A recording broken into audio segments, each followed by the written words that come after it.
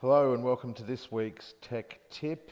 Today I'm going to have a quick look at Microsoft Forms and specifically how we can use Microsoft Forms to create a self-marking multiple choice quiz. So to access Microsoft Forms, I've just gone to forms.office.com and it will take me straight here. This is assuming that you are logged in to your 365 account. So for Brunswick staff, that is just logging in using your standard Brunswick Secondary College email address. Now, in this section here, I've got forms and shared with me and group forms. Group forms we're not going to worry about. If someone's created a form and shared it with you, it will pop up here. So I've got a couple of forms that have been shared with me by another staff member. And in this section, this is where I've created my own forms. So for the purpose of this demonstration, we're going to go create new quiz. The new form option is great if you want to survey people. So I'm finding I'm using those for reflection tasks for students, so they'll do their SAC reflections by a survey, which will still collate all my results, but there's just no correct answer there. So that's the main difference between a form and a quiz.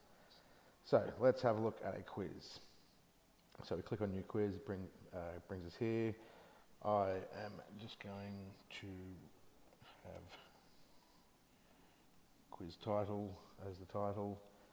I'm just going to write description as a description. Obviously you can put a fair bit of text in there if you like. You can attach an image to this as well if you choose. And let's get straight into our first question. So I'd like my first question to be multiple choice.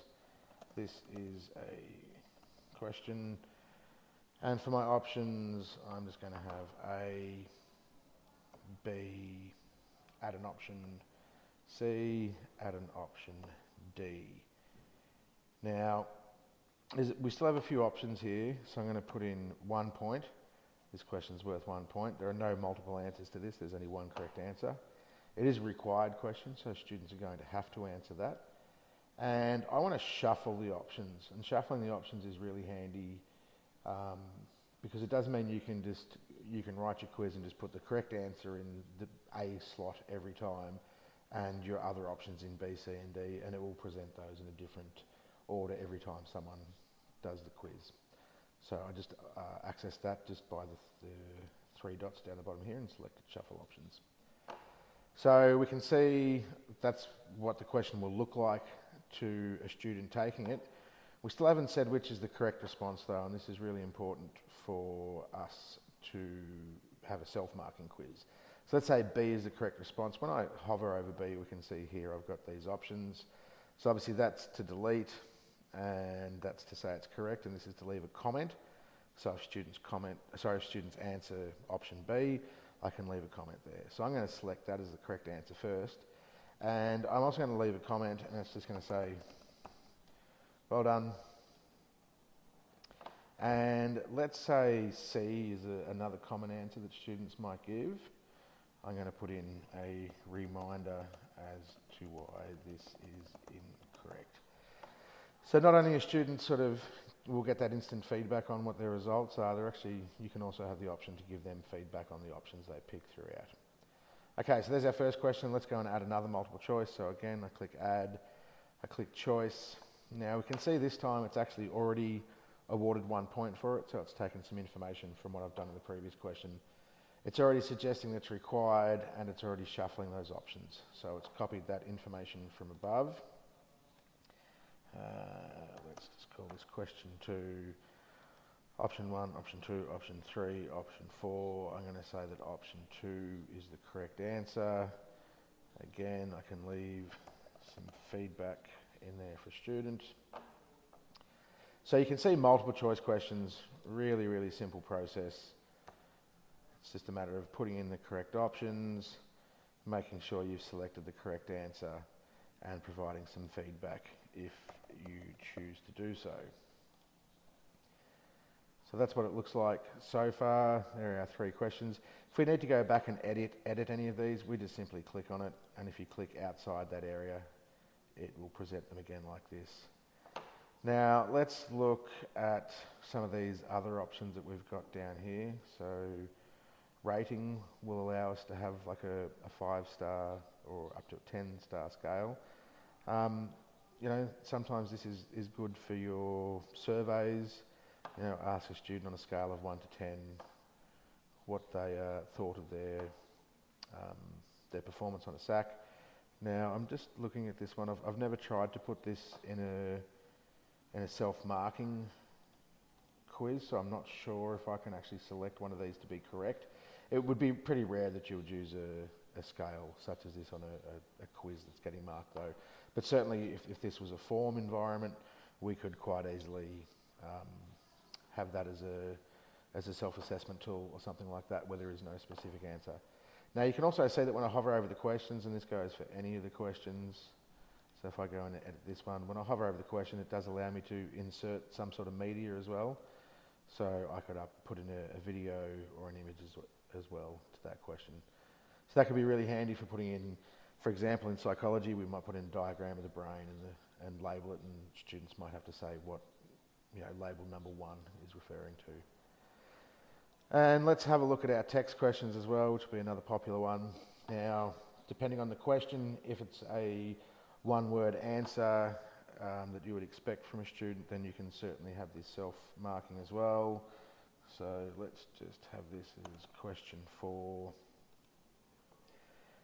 Student will enter their answer there, and I'm just going to put in here answer, and if there are other answers that I might accept as well, then I can put in answer 2.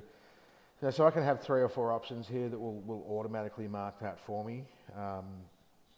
If it doesn't fit those categories, or alternatively you haven't put any options down here, it will actually come up when you look at the responses saying that you need to review that particular question, because it won't just award points. So that's the only time that it won't be self-marking, is if someone answers outside those parameters that you've put there. Or, this might be a long answer question, for example, and in which case a student might be writing might be a 3-point question, and a student might have to give quite a bit of detail. So it's still really easy to go back and mark those, and of course it keeps all these in a central place for you to reflect on later. So let's say that's my quiz. I'm done with that. I'm happy. I want to share that with students.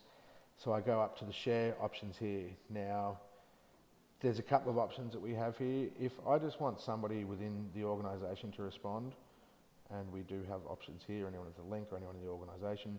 For our students at Brunswick Secondary College, we can just simply leave it at that. I can copy that link that I've got there, and I can paste that link in here, and this now comes up with the option to complete the quiz.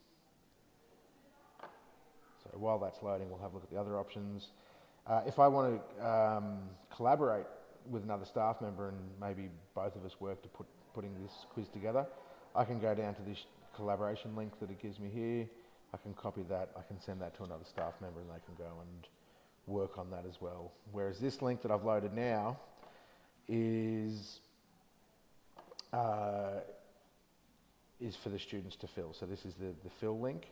So we can see here it's shuffled my options. Now I can't remember what I put as the correct answers here, so I'm just going to put in some bits and pieces, and I'm going to say that, and now I'm going to submit my form. Now, apparently I didn't put one in there, so there we go. Go in, now I submit. Thank you, view results. So now I can see my results straight away, and I've got a 0 out of 7 here. Now, it's given me 0 out of 7 because simply these need to be reviewed. So let's now go back and look at that from a teacher's perspective. So I can see here it's telling me I've got one response to this. And when I look in here, it's telling me what my student selected. It's telling me what the answer actually was. And down here, these are the ones where I might have to look at a little bit further. So I'm going to go into review answers. So here we go. I can see it's automatically put my name in here. I can go through any students who've done it. It tells me how long it's taken them to complete the quiz. I can give them some more feedback here, so a student can go back and access that feedback. Now these two here, it's telling me needs review. So I can quickly look at that and say, well, you know what, that's not really a very good answer, but I'll give you one. And here I'm going to say you get one as well. Now, when you're doing, it's automatically updated here to 2 points. When you're doing a large class, you can actually look at the question by question. So it's really easy to see these extended answer questions and mark them all at once. So it makes it nice and simple, or I can view it from a person by person perspective. So now that I've sort of updated those results, we'll go down here, and I think probably the best thing to look at here is open in Excel. So I open this in Excel, and it's created this spreadsheet for me specifically. Once it chooses to open, so here is the spreadsheet that it's created for me. Now, obviously, in this scenario, we've only had one person complete it. It does give me the total points. It does. Excel's decided to temporarily freeze on me. But it does give me the number of points, and I can sort of keep that data. I can transfer that to another spreadsheet, or whatever it is that I choose to do. Now, I can also post scores. Now, this is going to send the student an email, I believe. I haven't actually used this feature yet, but I believe that sends an email and will let them know of their results and all that sort of business as well. So that's kind of the basics of the form here. Now that form now exists in this area. So there's my quiz title in there. There are some other sort of settings I can access to the form. So show results automatically, which is obviously we'd want that for immediate feedback for students who can fill out the form, shuffle questions, send email receipt to respondents, get email notification of each response, all these sorts of things. Only one response per person, you know, little bits and pieces that will make your form a little bit sort of more tailored to your needs. And again, that's always going to appear every time you go to forms.office.com. There's no need to save this. You know, as we're doing it, we can see up in the top right-hand corner here that it's saved. And if I, you know, add some more feedback in there, we can see it's now saving and saved. So it's all cloud-based.